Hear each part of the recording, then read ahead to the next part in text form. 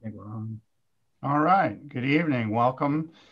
Greetings, folks. Happy New Year to the six of you and to anyone and everyone who's out there still following the Ballard District Council virtually. I guess I offer our continued lamentations that we can't be together in person, but delighted that we're able to keep doing this, this thing that everyone in the universe is doing right now, which is Zoom meetings. So happy to bring you another one, first one of 2021. We're going to keep trying to provide virtual and sort of linked meetings as much as we can until we can start meeting again, either partially or entirely in person.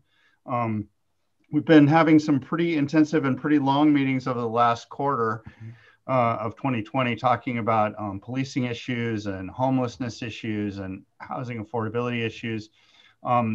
I guess it's probably fair to say tonight's a little lighter in that regard, both in terms of the sort of intensity of the subject matter, and also just we haven't overbooked our agenda so badly as we sort of have this last few months. So may have a little less than an hour and a half meeting for you tonight.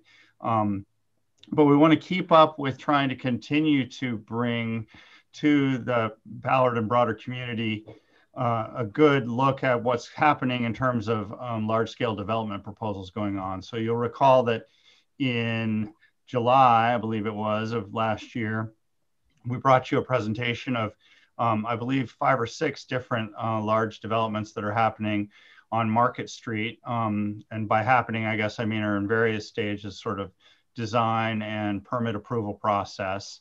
The one at essentially, I guess, is like 2519-ish probably, or 20, maybe it's 2419 Market Street is well underway in construction now. You've probably been down there to see where Ballard inflatable boats used to be is now a big construction project.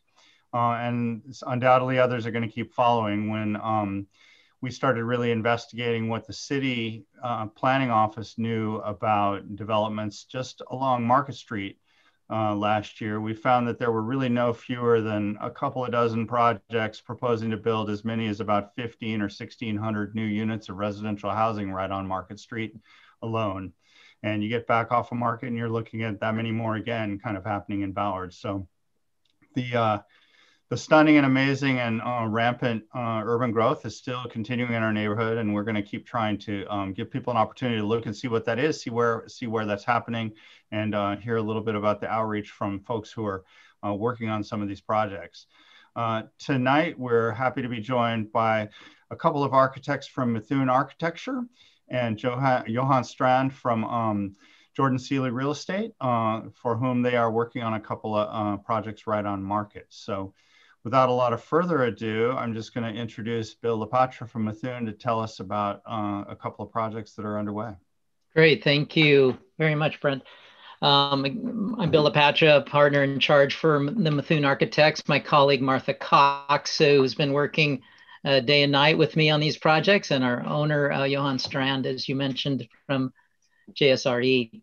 More importantly, on a personal note, Ballard has been my downtown for over 30 years. I've lived here in Seattle, and we live just up on Finney Ridge. So I really care deeply about Ballard and the impact we can have as architects and designers for the project. We'd like to show you a few slides about a couple of projects we're doing with JSRA. Martha, if you could bring up the slideshow. Yeah, I think, Brent, you have to give me permission. Are you okay for that? All right, let me try to do that. Okay. I thought I'd already invited that in advance. Let's see, is that working yet? Ah, perfect. Okay. Okay, can you see the full screen? It's coming. Like it's just booting up. There it is. Yeah. Okay, great. Perfect. So these are two projects that are both just in design right now, and I'll talk to you about the phase of design they're in as we go through each one. You can see both of them are on Market Street, and Brent, you were talking a little bit about all the development in Ballard, and certainly Market Street is really that east-west spine of Ballard that is really becoming a wonderful whole design street in the sense of urban planning, a walkable part of it's bikeable, but very walkable street. And each one of these projects are important contributions to that whole street design. And we're really pleased about the site impacts we can have. They're very different sites, but they do both occur on market. So we'll go into a little deeper dive on each one. Next slide, Martha. You can see that both of these sites exist within the Ballard Urban Village, which is created by that dotted line. And both of them are actually on the edge of that village. And so there's some interesting adjacencies that we'll talk about with each one of them. We're going to first talk about 1145 Market. That's most notably for you all that know the McDonald's. And you don't have to go to McDonald's, but we all know it. And we all know where it is. Right there, just basically on 14th. And we're in the old Firestone site, which is still changing tires to date. I drive by it all the time. But that's our site. It's a wonderful adjacency to the Coy apartments, which were built not long ago, and a number of other projects I'll talk about in a second. We have just finished our both our MUP submittal and our building permit submittal. And we've gone through the first level of EDG. We have not gone through design reviews. So the level of design you're going to see today is still obviously in process. We're in what you might think of as mid-design, but we've got enough to show you to give you a sense of the design and the program and so on for the project. Next slide. So here is a bit of the program. We are looking at apartments as the primary above grade element for the project, approximately 122 units, made up of some open ones, as we call them. They're basically really gracious studios with a bedroom area. A whole bunch of one bedrooms that you can see as the primary program element for the apartments. So we do have 2 bedrooms wrapping on the corners. And really as a nice piece to anchor 54th Street, we've got walk-up units, 2-bedroom walk-up units. Additionally, we have 2,500 square feet of commercial, and I'll talk to you about that as we look at the plans, but we're looking at a fitness facility within that and a juice bar cafe piece along with it, as well as we have 2 levels of parking totaling about 70 stalls, and a whole bunch of bike parking, including bike maintenance areas and so on, 115 bike stalls, all covered and protected on the interior for residents, as well as we have exterior bike parking too. Next. So as we looked at the, went through both the community outreach process as well as the design review process, we came up with a number of objectives, including priorities from the community, really promoting the pedestrian street environment, which I mentioned to you. You know, this part of Market is changing a lot. There are a number of projects proposed on Market. It's a fast moving part of Market Street. It gets slower as we kind of get into Ballard, but we're really hoping to be a contributor to the vibrant pedestrian environment. We're encouraging a safety aspect with eyes on the street. We're trying to figure out how to ways to reduce the mass of the building. This is in a transitional area where there are multifamily projects going to 65 and 75 feet, but there's also smaller scale industrial projects and certainly the housing, we're adjacent to the housing zones to the east. So we wanted to look at massing breakdowns. We're honoring the character of that neighborhood. We're maintaining the urban edge, which is important to create that streetscape. And our client and Mithun really are excited to provide quality housing, and I'll kind of define that as we get into the materials a little bit. The community has said they want interesting and unique design. So that's always a very subjective comment, but we're hoping our aesthetic and which is really pulling from the Scandinavian influence, modern Scandinavian design, is something that will be fresh and part of the architecture. Very environmentally friendly, very tuned to the environment as many buildings are today. And then really this relationship to the neighborhood character being part of that neighborhood. We're adjacent to 2 zones. We're immersed in the commercial mixed use zone, but we're also adjacent to the industrial zone just to the south of us. as well as the residential zone quite close to the east of us. So that has some influences as we look at the context around us. So here is that context. You can see there are a number of these yellow buildings are basically the commercial buildings, everything from the Safeway and the mixed use Target building on the corner to the industrial buildings to the south. And particularly as anyone who has a glass of beer occasionally knows about all the breweries to the south of us. So great adjacency to that. We also know that 14th is one of those potential alignment streets. It could be 15th also for the light rail in the future. And so, boy, talk about a transit-oriented development site being so close to either 15th or 14th for that potential, that future transit. So we're excited about that. There are bus lines obviously throughout the site. Here's some images. Oh, that's okay, Martha, you can go on. Here's some images of the site and some of the adjacent elements. We feel like this project will do a lot of good urban things. And let's go to the next one. As we start to continue that urban edge along Northwest Market, and as it moves into both the residential area, how do we respond to that? How do we create places for people to pull off and have a moment as they're walking maybe from their house to downtown Ballard, which I do often.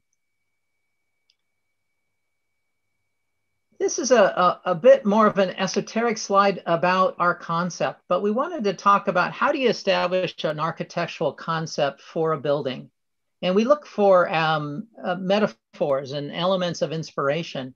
We've always been inspired by the timber industry of Ballard. And these photos on the right, albeit historic, have some wonderful imagery of lumber being stacked. And we got really inspired about how can we use these images as ideas and inspiration to begin to look at the massing of our building. How does the stacked lumber start to give ideas about pushing and pulling and carving out different geometries within the massing of the building? How do we offset these geometric forms? And this became our inspiration as we looked at the overall massing of the building. And this is something Design Review was very interested in. How do you create massing? What is inspiring you? And so the Ballard history of timber was the piece, particularly this lower image here was one that really excited us as we started thinking about our massing. Next slide. Additionally, landscape design is incredibly important. Even though the landscape is fairly tight on an urban site, we do have some important areas to create that streetscape. And we were inspired again by the waterways of the Puget Sound, not only within the Puget Sound itself, but certainly our own waterway of the Ship Canal coming through Ballard and the working waterfront that is there. Additionally, the health ecosystem that the waterways inspire, the way they create channeling, the way they create an ecosystem around them, open spaces and gathering spaces. This is what inspired our landscape architects, who are also from Mithun, to do the streetscape. So here is a view. This is our, I'll call it schematic rendering that we showed in our EDG piece of our preferred massing. And this is a view standing on Market, Northwest Market, looking southeast to the corner. This is the Koi, which probably many of you know. Koi is existing, and our project is right adjacent to the Koi. A couple of things to note is you can see the undulations of the massing, this dark mass here on the top kind of coming out, the white mass receding back, the element of composition of this lower piece happening here, jutting out, elements around here, pushing and pulling. And so that was inspired by the stacked timber piece. Also notice this really animated base. I'm going to talk a lot about the base. The base of the building has that element of the commercial fitness space. It has our entry over here in the corner. You can see we're using landscape to help mitigate the fairly busy Northwest Market at this side. But what's interesting is we're really making something out of the alley. Our particular site has an alley right here next to the McDonald's. And we know that this alley is going to be very visible. And so we didn't want to make it just an alley for trash cans and car entries. We wanted to make an alley for bikes, people, pedestrians moving through, as well as service and car access. We've got quite a bit of transparency on this side, including entries into different aspects of the project's program on the ground floor. And so we really wanted to not just make Market an animated street, but also this alley and turn that into a street. You can see we're using large windows, balconies, smaller balconies on the north. You'll see larger balconies on the south. These large windows do fit the energy code, but we really wanted to really promote that daylight, that idea of transparency, that idea of quality exterior. Next. So as we look at the ground floor, the colors represent program, the commercial space in blue. The more salmon colored space here is really our lobby and our lounge spaces. And the yellow are units that actually happen on the ground floor. Interesting on 54th is we have 4 walk-up units that will really help activate that street, as well as we have stoops and setbacks off of the street to give a little more sense of residential quality there in a quieter street. Our parking entry and bike entry to the garage are at this point. We have a small courtyard here that really complements the courtyard of the koi, which is here. And so we found a really important neighbor there to animate those courtyards together versus fighting each other.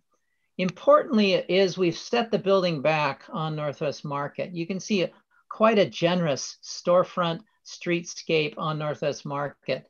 And that is to provide those areas of eddies for sitting and maybe pausing as you're walking, or even the commercial elements to have people come outside, and the lobby being distinctive there. I think I have a blow up on the next slide of this, but this gives you a really good sense of that ground plane. Here's that Northwest Market. So here's our lobby entry for the residents. Here is the commercial space, which is a fitness center, and we're actually putting a small juice cafe bar within that. So really using landscape, using a generous setback off of the Northwest Market to create those pedestrian zones. And we're really setting back over 12 feet from the sidewalk, from the property line, so to create those channels and those waterways, as I mentioned, of pedestrian space.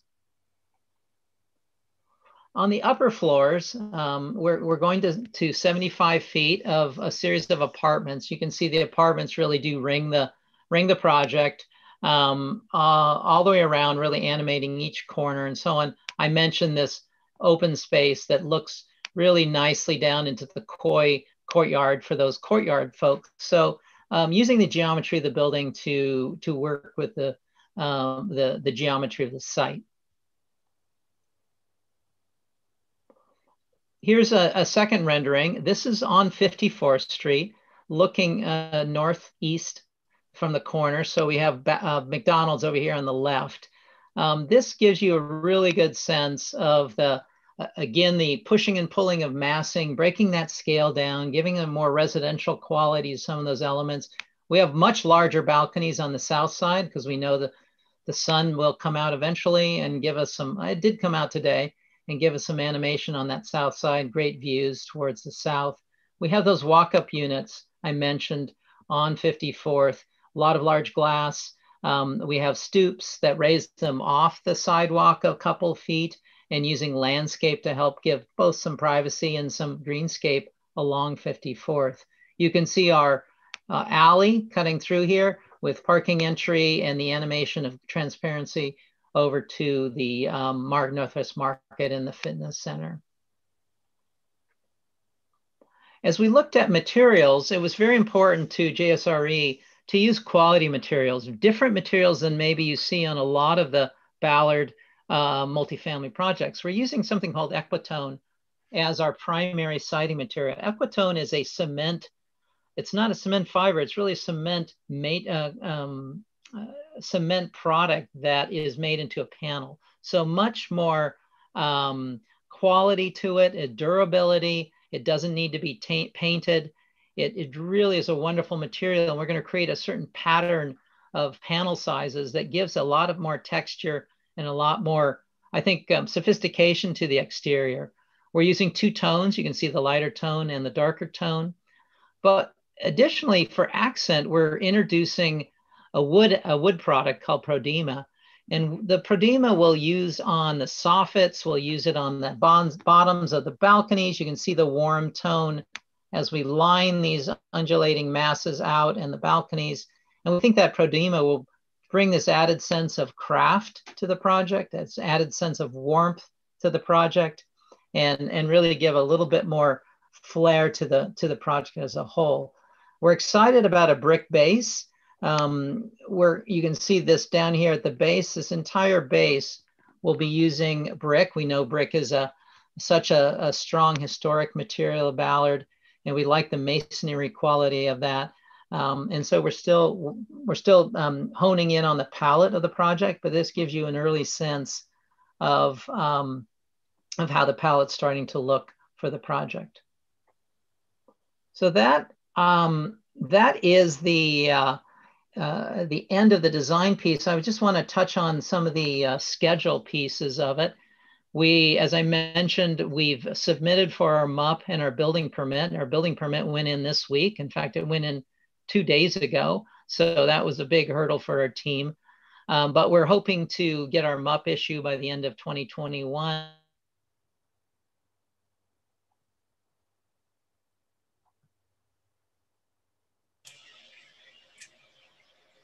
Uh-oh, I think we lost Bill for a second. Looks like a little lockup on Bill's end, maybe. Yeah. Can message him real quick. It happens. I can actually cover some of this until he gets back on. Okay. So yeah, as Bill was saying, we just submitted for building permit. Very exciting to get that milestone. We have already submitted for MUP, made it through our EDG, and we're anticipating that construction would begin in mid-2022 with kind of a final end of construction towards the mid or end of 2024. I think that's the last one for that. So I'll wait for Bill till we get to the next project. Okay. Maybe he's just logging right back on. Yeah. So Brent, I actually have a couple of questions coming in, and some of them might be easier ones. So Martha, I don't know if you want to try and. Yeah. Can you guys hear me? I'm back. Oh, yeah, you're back. Great. Yeah. Great. Maybe you could go back a notch, Martha. Oh, for sure. Well, maybe one of the renderings. That would be great to hear any questions, Angie. Great, yeah. So one of them was just that somebody is curious about the square footage for the different apartment sizes. Yeah, boy, I don't have those off the top of my head. They're actually, it's a good point though. They're all pretty gracious as far as 1 bedroom, 2 bedroom. Martha, maybe you can, or Johan, I don't know if you have that handy. One thing we've done on these, and it really has been inspired by all of us, or pretty much all of us working from home, is we've carved out places within each unit to create study nooks, desk areas, and so on. And I didn't bring the detailed plans on this presentation, but we do have pretty nice units. Maybe you could zoom in a little bit, Martha. I don't know if that's possible. You can see the square footages here on this graphic. So we have, I'll point to the 1 bedroom. So we have 1 bedrooms at about 670 to 700 square feet. Martha's cursor is working on it. Those are all 1 bedrooms. Our 2 bedrooms are, let's see, I'm not seeing them on this graphic. There's one, just under 1,000 square feet. And our open ones are about 600 square feet.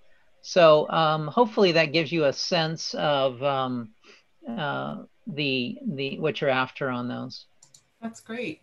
And then one other comment that came in from someone named Carson says it looks great and that the Market Street setback is certainly generous and the 2 tones work well for the overall massing.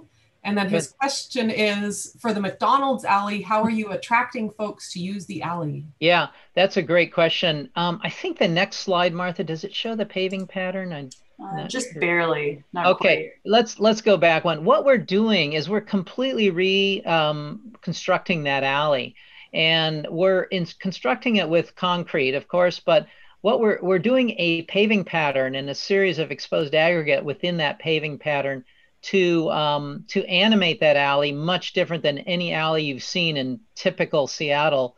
If you go to the rendering, Martha, on slide 12, the other thing you're seeing is the glazing as it wraps around the corner. We're putting a lot more glazing than what most people see on alleys, and I think that glazing will inspire people to see there. That's right where the workout room will be. We have our lounge for packages delivery and for residents to kind of sit, and we know that package delivery is a huge deal now. Well, we made a huge lounge out of it.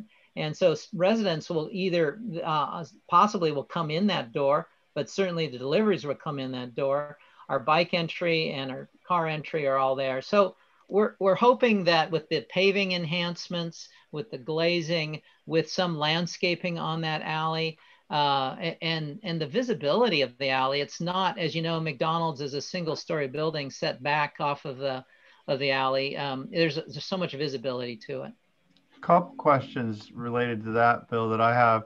One, I'm just trying to understand exactly how the ingress egress is for the cars in there. It didn't look like there was any access off of 54th. Is it just off of Market? And it's just off of the alley. Oh, yeah. So you can, the alley is one way south per the SDOT, and then here's our garage entry right there. The dark gray is a bike entry. This is a ramp that goes down for the 2 levels below. Right. Okay. And so you go in and out that garage entrance and you exit south is what you're saying. That's correct. We are enlarging the alley also. I should mention this to the question. We're enlarging the alley further than what's required. The requirement is to give another 4 feet to an existing 16-foot alley, which we're doing, but we're also going 8 more feet. You can see the dimension here, and setting our building back further from the alley at the base of the building to, again, give more presence to the alley, animate that alley. So I think this setback off of Market, the setback off of the alley on the base really gives that more invitation and more function. It allows those delivery vehicles to pull up when they need to. It certainly allows on our weekly trash can loading. We have that all worked out so they don't sit in the alley, if you will. They sit off of the alley. And SPU has been really pleased with our sort of organizing all that space. Yeah, well, it certainly looks like it'll make that corner a lot safer. I mean, you have a lot of pedestrian going on right there. And there's a bus stop right out front, or there is a bus stop right out here. That's what I thought. And then kind of still right in that same place, but with kind of a evolving question, one that I had, and I see that Carson Baker asked the same thing, which is sort of projecting out in the future and guessing that McDonald's little low rise won't always be the highest and best use there. Correct. And it's probably going to end up being a building much like the one you're designing right now. Possibly, yes. We've thought about that. So what do you think about that? Well, I think partly we are pushing our side back on the alley. We'd like to be wonderful to design the next building next to it, but what are the dialogues between those 2 buildings? And I think pushing our facades back, let's go to one of the renderings, maybe slide 16, Martha. But how do the dialogue of this building start to talk to the building next to it? It will change. It will certainly change, Brent, with a 7-story building next to it. Those folks having quite a nice west view towards 15th downtown, and downtown will not have as great a view. But it depends who develops that site. We know the franchise owner of McDonald's and certainly JSRE has been become good friends with them, and he seems to be very happy with his site and doing well with it. And as you know, just remodeled it. So we think he'll be there for a while. Yeah, I think so too. Brent, can I pass along a couple other questions and comments? Sure. Great. So someone else was wondering if the McDonald's does eventually turn into other multifamily housing, if you've put thought into it could create kind of a canyon feel between the two buildings, and if you're thinking about like lighting or a canopy or other ways that that space might be treated over time if there is a tall building.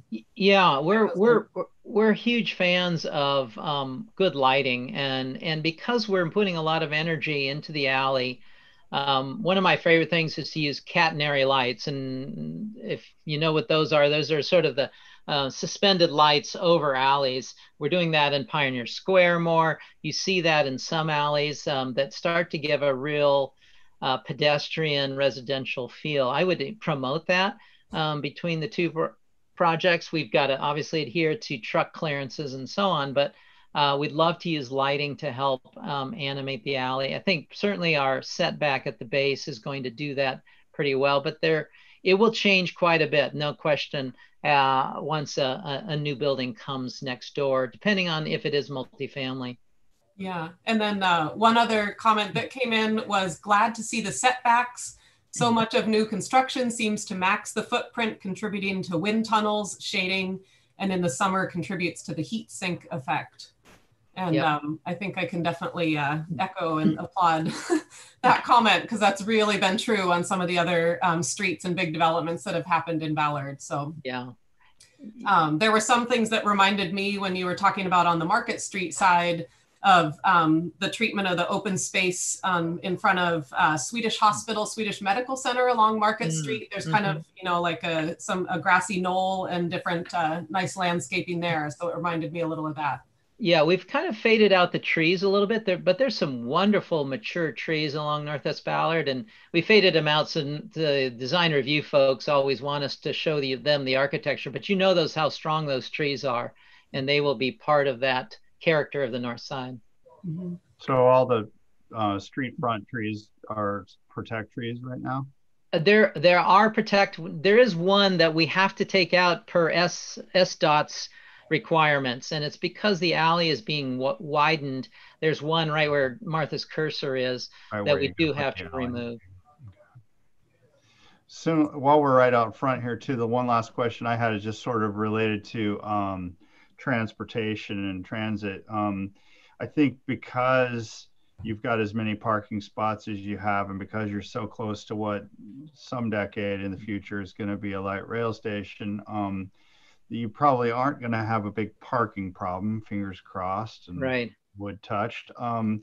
But wondering, as I have with all these sort of Market Street projects, where all the lift cars go. Yeah, yeah. Because that's a real issue. I mean, there's a sea of guys sitting in cars with their iPads or their phones on. Yeah. Let me make a couple of comments on that. It's a complicated site. As you know, there's no stopping right here because of the way the lane reduction. We have a left turn lane coming this way that starts to pinch our lane here. And right. So the first parking stall is really about right here for on-street parking and the bus stop.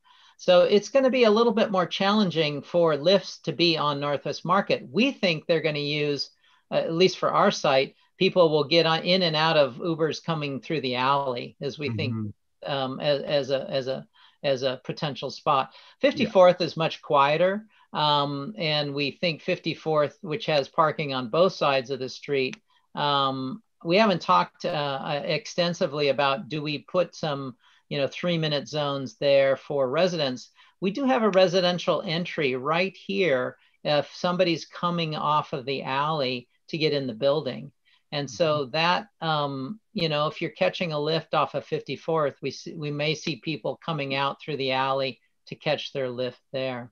It's a good question, though. Yeah, no, that should make it a little more convenient. And I guess my final bit about that would be just to note that just one block east of you on 54th here is a big park where Ballard Little League and others play a lot of Little League games and soccer games. And so, as the Koi building created, and your building will only increase the amount of traffic going up and down 54th.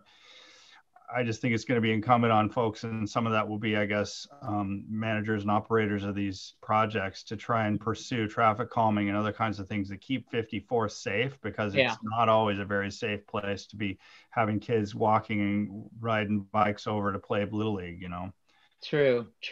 No, so I think traffic calming is going to be needed throughout Ballard, and I hope Northwest Market slows down because of these projects. Right. Can I slip in a few more questions, Brent? Yeah, sure. Then we should probably move on in 3 or 4 minutes. That sounds great. Would the moving trucks also go in through the alley when people are moving in and out? They would. We've provided, moving is always tricky, but we provided 2 spots for more of the U-Haul size trucks to come in and out, which are the size we see for this kind of apartment dweller.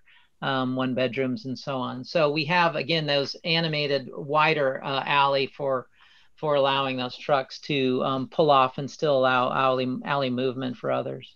Great. And then one other question came in. You may have kind of answered this before, but someone's asking, where would the natural egress be on foot?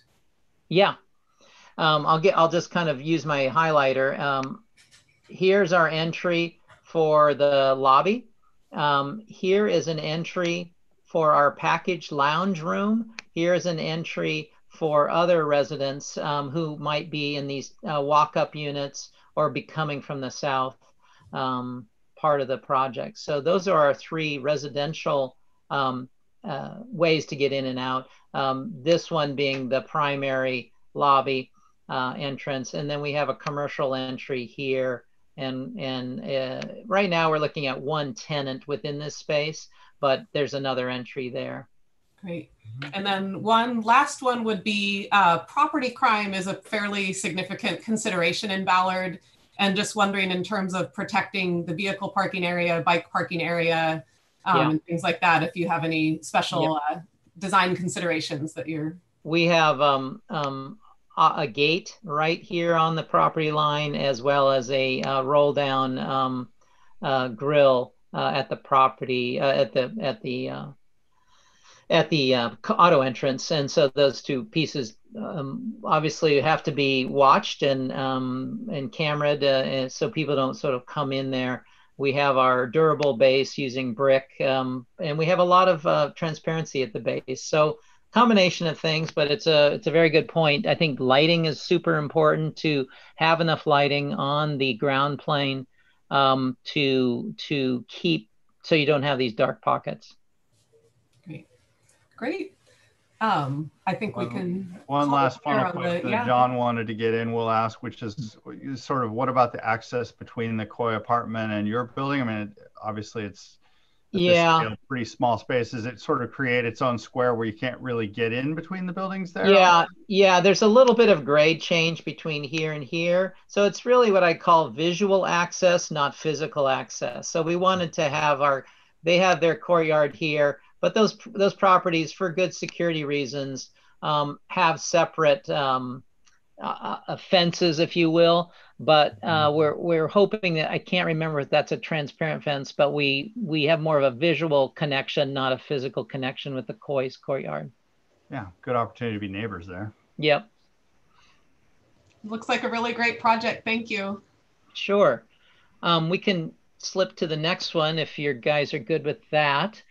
This one is something, a project we're just starting, and this is at 2501 Northwest Ballard. You can see, everyone knows the new Nordic Museum, which our firm did, just plugging that a little bit.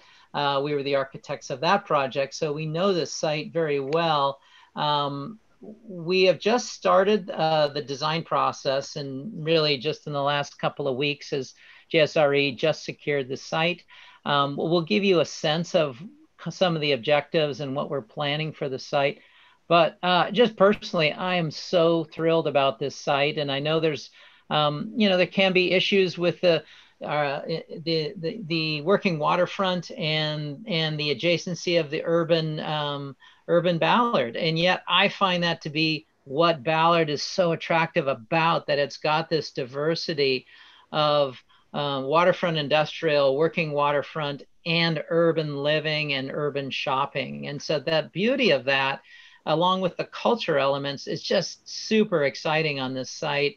We think it's a win-win. We think that's why so many people love Ballard, because it does have that grit and that sort of diversity of uses and the character that you guys all love. And that's why you're on this district council and have lived in Ballard for so long. So anyway, we're thrilled about that. Let's go to the next slide. These are some objectives that we've been working on with JSRE and Natalie and a few others, thinking about how can we contribute to the neighborhood. And so obviously contributing exceptional housing is something we want to do, as it is a need within Ballard and within Seattle in general.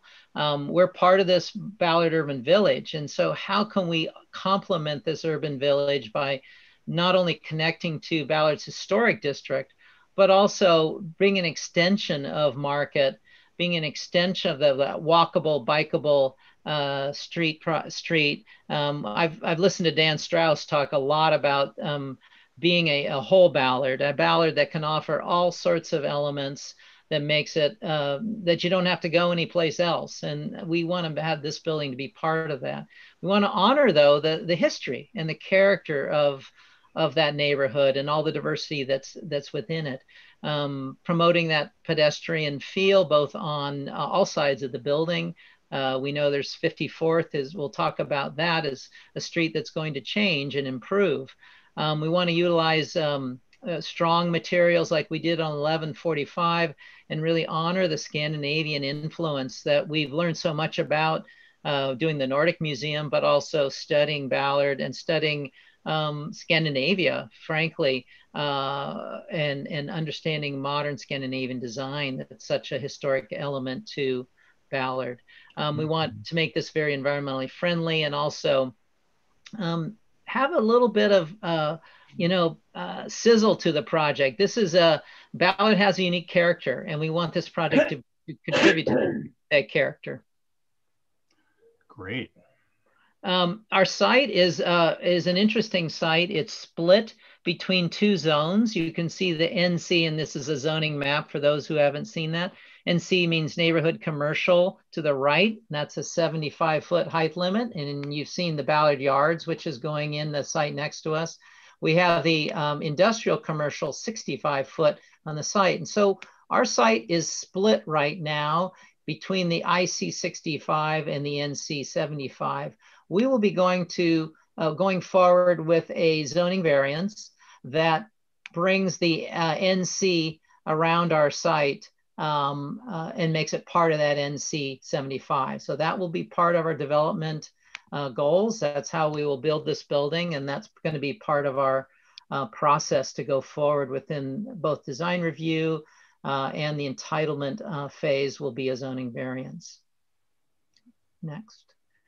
We're obviously looking at the wonderful character around our site, everything from the working waterfront to Old Ballard, to the shopping that exists, to the sort of the graphic murals we see in Ballard. There's so much to be inspired by: the library, the breweries nearby, and certainly the locks, which are probably my most favorite place in the city on a sunny Sunday to watch the boats come in and out. So fantastic influences for the site.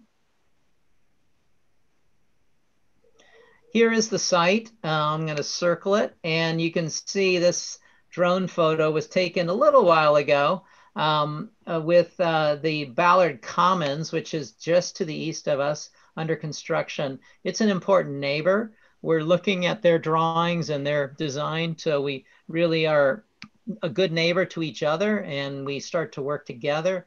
You're seeing 54th Street here down below, and the industrial waterfront Ballard below us to the south. 26th Street is right here. I'll talk a little bit about the improvements of 26th Street. Both 54th and 26th will be improved as part of our project. The Ballard Commons is improving 54th up to this point, and we will be improving it to our spot as well as 26th Street. So those are important mobility issues. that we know are a key element to the neighborhood. Northwest Market is already improved. We know that the Burke Gilman is coming along Northwest Market, and we have a gracious sidewalk to complement the Burke Gilman. And certainly there's a series of developments that have been occurring along Northwest Market that we want to complement and really extend and be as vibrant to them. This is a very early sketch of our ground plane, and this was really not done as design. This is really done as what we call a feasibility study, trying to help JSRE look at the site, understand its pros and cons, how we can work with it. So I'm going to show you two plans. This is the ground floor plan, just very blocky, not, as I mentioned, not designed. You see this large orange space in the center. We're seeing that as a commercial space. We're looking at a lobby space kind of maybe over here on this side that has an entry right off of Market. It probably will have an entry off of 54th. We see the 26th Street as possibly having walk-up units on 26. We know there's quite a bit of topography change, almost a full floor between Market and 54th. Right. And so how we work with that topography is something we're just starting to sketch now. The low side of the site on 54th allows certainly an intuitive way to get into our parking garage. The Ballard Yards entry to their parking garage is right about here. So we know that that is the logical place to put a floor plate below us of below the grade of parking and bike parking and services that are needed for the building. So this is an initial ground floor plan. The next slide is how the apartments might start to lay out. You can see we have some setback on the Market side. We have a courtyard happening on the 54th Street side. We have a series of apartments pretty similar to the makeup that we're doing on 1145 Northwest Market, a series of 1 bedrooms, open ones, 2 bedrooms. Again, we're going to look at larger spaces with small studies in them, small desk nooks and so on, but really try to take advantage of how we're all working in a different way. And we think a lot of that will be continuing as people work from home even more on flexible time once the pandemic's over. This shows the complexity of really introducing a new two-way street. The 26 does need to be improved. As you get further past our site, 54th is a one-way heading west past the museum.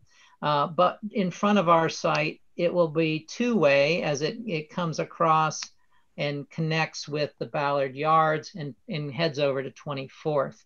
So important mobility issues for Ballard Oil and other pack fish and other folks along the waterfront using 54th for their access to their properties.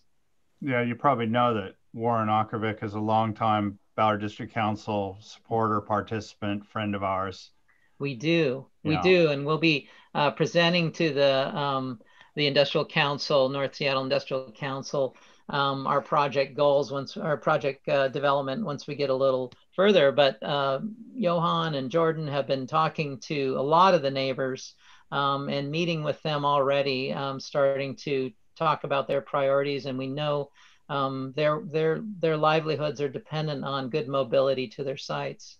Is there an existing plan kind of coming after like the Commons and the Ballard Yards work that, I mean, is there sort of a template already agreed to down there? I know there's with SPU's project, right? Yes, there is for 54th, Brent. It's two-way traffic on 54th, all the way in front of Ballard Yards, two-way traffic. I don't think there's parking on that two-way traffic, but certainly sidewalks on the Ballard Yard side. We'll be continuing that two-way traffic in front of our site, at least to 26th Street. Now, we don't have much information at all on 26th Street. All we've heard from SDOT, and we do have a meeting with SDOT next week to start talking about 26th Street, is we know it will be two-way. Right now, it doesn't really have that sense, but we'll be creating a two-way street within here and sidewalks on our side.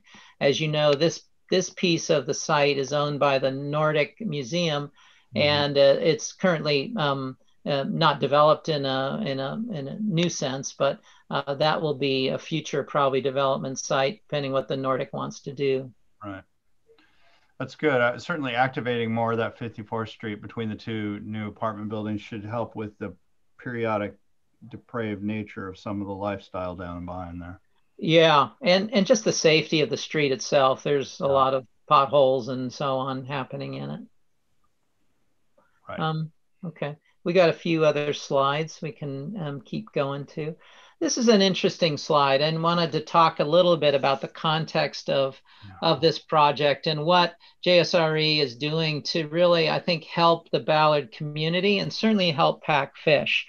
As you know, maybe you don't know, but this site, 2501, has been owned by the Pack Fish group, and they have sold it to JSRE. And what's really important to know is that the sale of this site is really helping Pack Fish remain vital, remain in the neighborhood, and do some work on their site, which is necessary for their livelihood. In listening to Doug Dixon talk, you know, the water around his site has been over many years, many years, filling in with a lot of silt. And he can no longer get the clearance he needs to bring some of the large ships into his dry dock. And so there's a huge dredging project that he's been gearing for to improve his access to his site. Well, this proceeds of the sale of 2501 are going directly to that dredging, and he is thrilled about that. He's thrilled to stay in Ballard, to be continue to be that vital neighbor that they've been for so many years. So that's a great story, a great community piece, and that this site, the 2501 site, has really been, in Doug's words, been a surplus site for, he said, in 150 years. It's been a site that has not really had any development on other than a storage yard for over 150 years. So Doug is thrilled that that it's going to become something and become more meaningful for the community. Yeah. I have a few different questions coming in. Is this a good time to insert a few, or do you? I'll just, this is the last slide, I believe, Angie, other than our entitlement schedule. I'll just finish these and then fly back to your questions. Approximately 145 units, looking at 5,000 to 8,000 square feet of retail. There's a little bit more opportunity for retail. Again, we don't want to over retail Ballard, but it's such a great aspect of why so many people come to Ballard, a lot of bike parking, etc. Let's just end with the next slide. I think Martha has the entitlements. Yeah, so we're looking at MUP being issued next year, our building permit at the end of next year, and then construction starting at the end of next year with lease up in 2024. So actually very staggered, just slightly behind the 1145 project. So I just wanted to mention that. Let's go with your questions. Oh, great. Let's see. So one of them was a comment noting that this building seems like a U-shape opening up to 54th, whereas Ballard Yards next door is more of a U-shape facing toward Market. Was the intent to focus on the water views with this building, or how was that decision made to not orient toward Market? Yep, I'll talk to you. Again, we're super early. We're going to look at both courtyard shapes, and this one has, I just want to mention, has what I call a small courtyard on the front. So we did want, at least in this initial feasibility study, we did look at the courtyard being to the south, basically to complement or to be different than Ballard Yards. We felt like Ballard Yards created that I'll call it that very strong eddy and plaza within the streetscape. As you guys know, it sort of juts in, and then there's a piece here. Well, we wanted to create a little bit more urban edge on our site, and so at least in this initial study, but we would love to hear feedback if people think one thing or the other. We're going to be studying both sides, both of those. One of my questions, I live just maybe about 6 blocks up the hill from here, and this came up during the Ballard Yards meeting and definitely is a consideration for yours also, but there's a lot of commentary in the neighborhood whenever there's industrial projects going on, and some of the bizarre repetitive sounds that go on for a while, or, you know, there's different next door threads and different things that get going. So when I see the outdoor courtyards and things, I'm like, oh, I know they can glaze the windows really well, but do they know the kind of the lack of predictability around some of the activities that'll be going on, you know, in such close proximity? Sure, sure.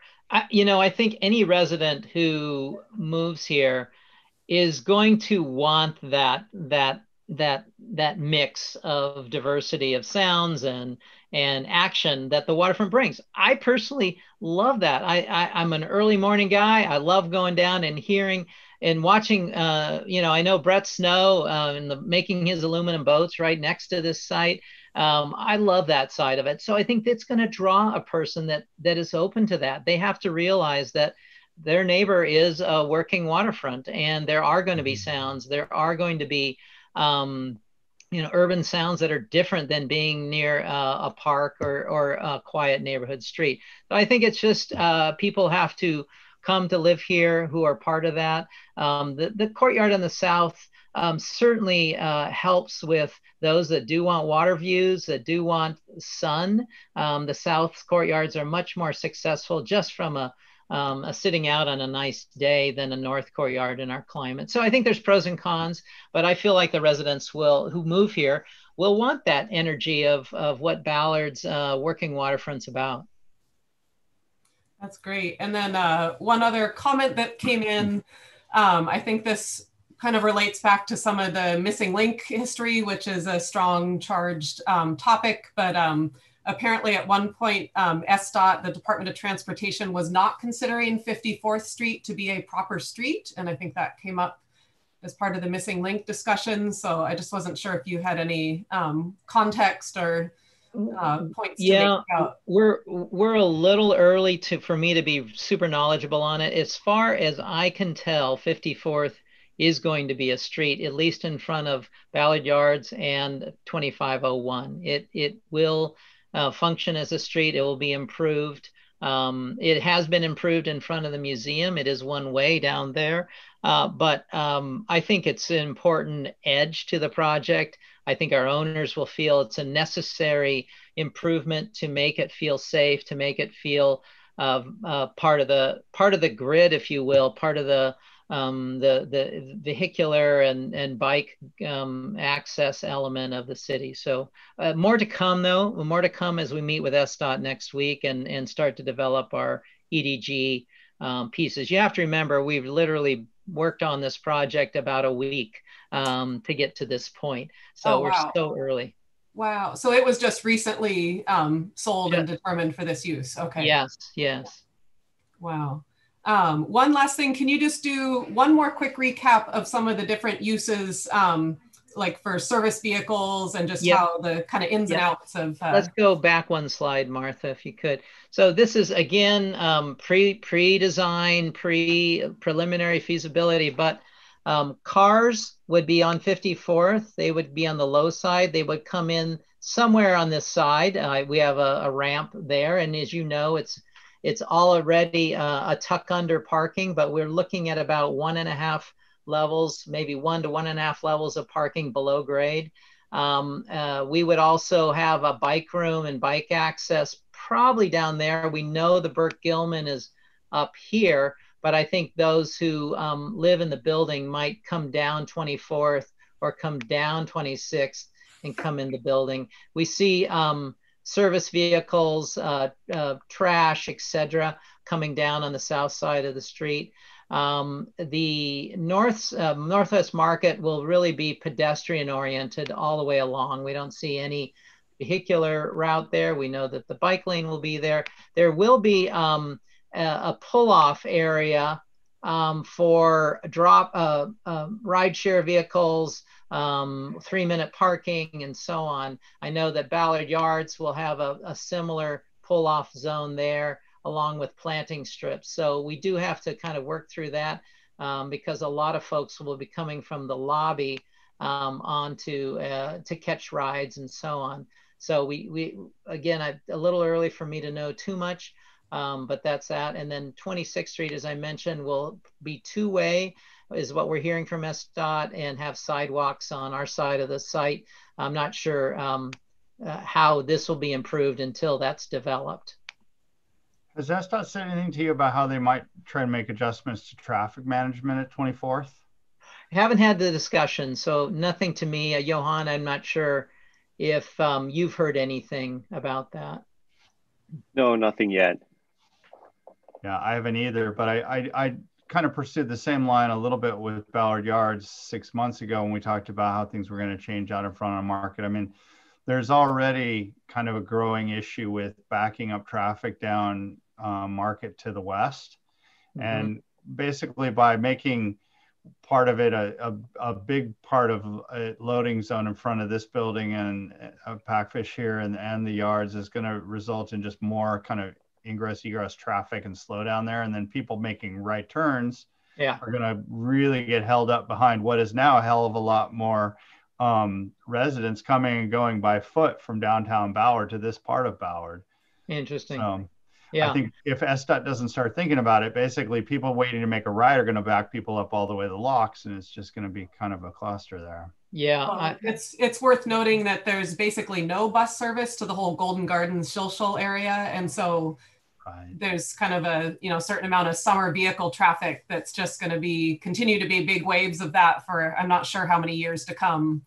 Right, with a large part of the community being a retirement community down there too. Yeah. So they aren't necessarily walking or biking as much. Yeah. All right. Well, that's I don't have any additional questions from this angle. That was a great overview. Thank you. Yeah. I guess one last question for you, Bill, would just be, how does the timing of construction of this dovetail with your neighbor there? Are you going to be building it at the same time? No, he'll be done by the time we start. I believe they finish in 22, right, Johan? I think you just mentioned that today. Yeah, so they're expected to be done April next year. Oh, April next year, and we would start towards the end of the year construction. So if they run on time or even have only 4 or 5 months of change orders, they'll make it, I guess. Yeah, good point. Okay. Well, that's great. Anybody from the board have any more questions, Angie? I can always think of more, Bill. We would like to come in front of you again, obviously when we get more design under our belts.